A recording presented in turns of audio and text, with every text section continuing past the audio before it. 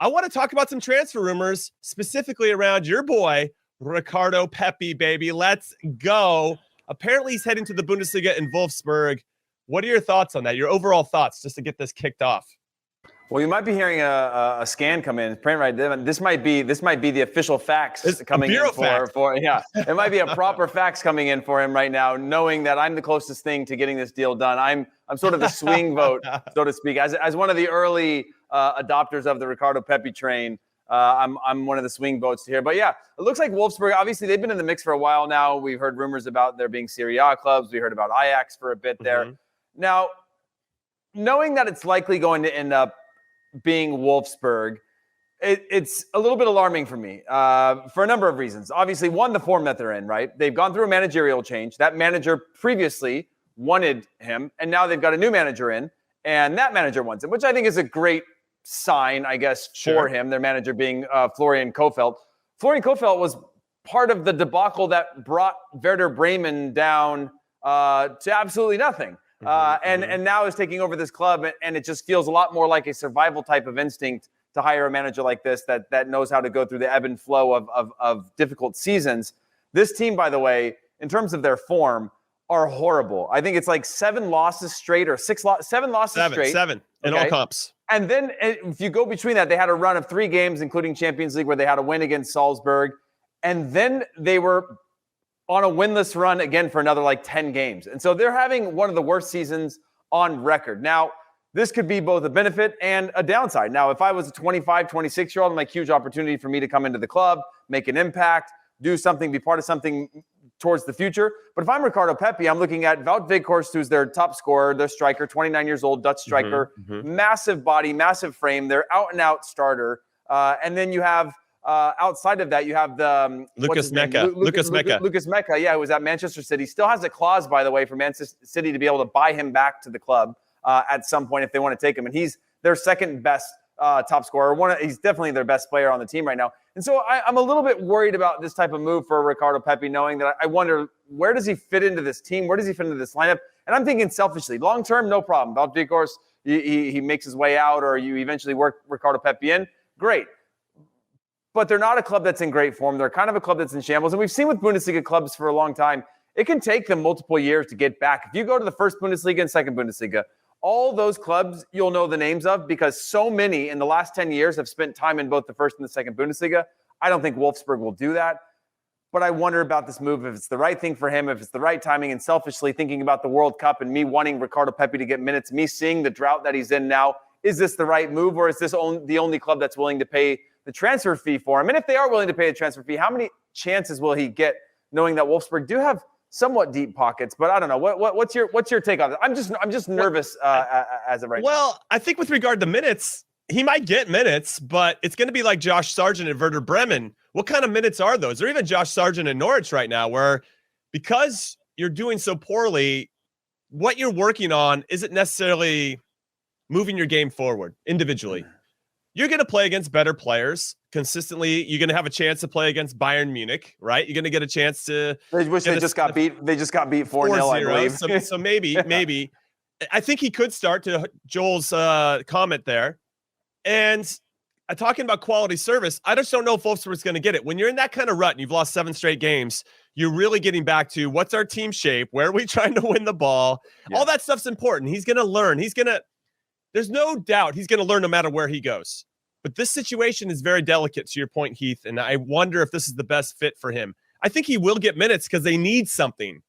But they have Wout Weghorst, who kind of plays the same role. He's got 6 goals to lead the team. Lucas Mecca, a little bit different. He's not the same as Ricardo Pepi, but he's got 6 goals as well in all competitions. No, but he's an attacking midfielder. I actually like Ricardo Pepi linking up with Mecca, but I worry about the fact that he's sort of duplicative to Weghorst in terms of being more of your out-and-out striker, a tall, occupy the center backs, and Wout Weghorst is a proper German center forward, big body, big frame, kind of a traditional striker, so to speak. And so, yeah, sorry to jump in and interrupt your point there, but I just don't know. If they're going to spend this much money, that's a lot of money to spend on a teenager, so they must believe in him. They're definitely going to get the chances and eventually say, hey, we've given this a full sample size. This worked or it didn't work, and I think it will work for Ricardo Pepi. But again, what do we deem as successful in a season at Wolfsburg when you're 19 years old? He'll be 19 in January. I don't know, 10 goals maybe. I don't know. It's just, it makes me, it's weird because obviously you look at Ajax and you go, yeah, perfect team for him. But you go, they have Haller and they have so many other players. They don't really need him. I worried he'd be buried in the bench. But in theory, Ajax is the perfect club for him. But Ajax also has all the players they need. They don't need a Ricardo Pepi. Yeah, it's going to be tough for him to get minutes off of Sebastian Haller amongst other players on Ajax's team. To Epic's point, though, Epic made a comment that no matter where he goes in Europe, Ricardo Pepi, we're all going to be a little bit nervous because we just don't know what situation he's going to find himself in. That's true. With regard to Wolfsburg, though, they're not in a good situation. They started with Mark Van Bommel, and they lost their first game of the year to a 4th division team in the DFB Pokal. Like, all right, okay. Way to go, Wolfsburg. Now, John Anthony Brooks is there, by the way, and I think we'll get into him a little bit later when we get into our awards part of this. But as we talk about Ricardo Pepi, did he win an award for you? I don't know. You got him on an awards list? I don't know. He might have snuck in there. He might have found himself on my awards list. We'll have to wait and see. That's a nice little tease there.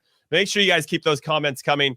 Ricardo Pepi to Wolfsburg is the conversation piece to get us started on today's show. I do have some concerns because, as someone mentioned before, getting quality service is important to Ricardo Pepi. He's got no one to combine with or link with. It's going to be very difficult for him to hit the numbers that we're expecting. Now, if you're a player of his age and you come in, I don't think you have to set the world on fire. And there's only, maybe Mbappe and Haaland are like the two players that you could really look at. I mean, even if we look at Karim Adeyemi, who's 18, playing for RB Salzburg, he still shows glimpses, right? But they are so dominant and he gets so much service that even he has these lapses where he's not scoring or he's not as influential as he had been and so on and so forth. Ricardo Pepi is going to be even farther behind that with Wolfsburg. So this is very tough. And I'm curious to see if they think and his people think this is a great situation for him. Yes, it's okay. You want to figure out a way, take that next step out of MLS into somewhere else. I think the Bundesliga is a nice league. I just don't know if Wolfsburg is exactly the team. And I don't know if he goes to Venezia in Serie A, is that the spot for him either? I don't know. No, definitely not. Definitely not. It has to be a club. Like when I think about the right next step club, and the problem is now we're getting to an era where the American player is going to get so expensive that you're going to rule them out of most clubs, right? Okay, Haller, was the most expensive player for Ajax in their history, right? In terms of an incoming transfer. And he's proven that value. But when you look at like a PSV or an Ajax, it's a lot of money to spend on an 18-year-old kid, right? They're not going to spend that. They usually find their gems or their diamonds in the rough, and they're not going to lean towards Americans. Americans are getting more and more expensive. What I will say for this, for Wolfsburg, there's two thoughts that I have, and then I'll wrap up my thought. One is I think he'll be successful at Wolfsburg. I think he'll score a lot of goals at Wolfsburg. I think Wolfsburg will be a good club for him. The other side of that is thinking selfishly about the World Cup in 2022. I don't know if Wolfsburg is the right club for him for 2022. I think regardless of where Ricardo Pepi goes, he's going to prove to be a starter there because I don't think he's going to end up skipping and ending up at like a Man City or something like that or a Chelsea loan system. He's going to go to a club where I think he's going to play and he's going to do well and he's going to score goals. I truly believe that.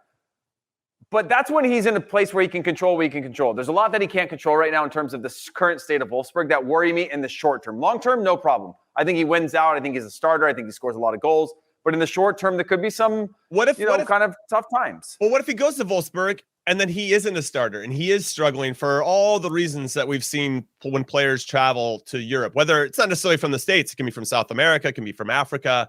When they make the leap over to Europe, it just takes some time and you're not around your bubble anymore. You're not around the people that you lean on a regular basis to work through adversity. You have to do that remotely and you're by yourself a lot. And yes, John Anthony Brooks would be there, but they seem to be kind of a different generation. I don't know how much time John Anthony Brooks, who's out of the national team picture, at least it feels that way for now, is going to be like, okay, man, I'll take you under my wing. I don't know. Maybe he will. I hope that. But what if it doesn't go well there, to your point, and he's not getting minutes? We're back into that. Who's our number 9 situation again? There's actually a good point from Logan here that Pepi's goal drought has him worried, and he wants to see him in MLS another year. I would have disagreed with that a couple months ago.